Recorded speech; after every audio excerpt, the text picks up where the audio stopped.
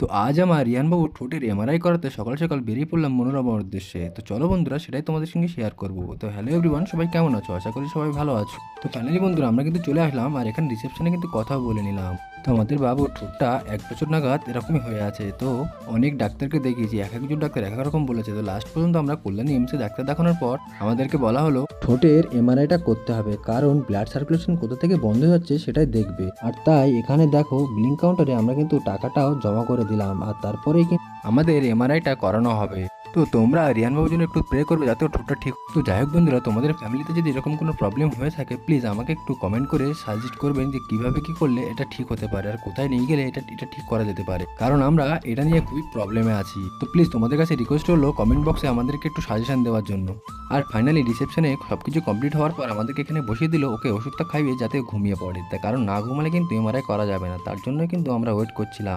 সবাই কিন্তু আমরা ভয় পাচ্ছিলাম যেহেতু ছোট বাচ্চা, কিভাবে এমআরআই করতে হবে, কি হবে, কোন প্রবলেম হবে কিনা। তো যাই হোক বন্ধুরা, তোমরা প্লিজ আমাদের বাবুর জন্য একটু দোয়া করবে।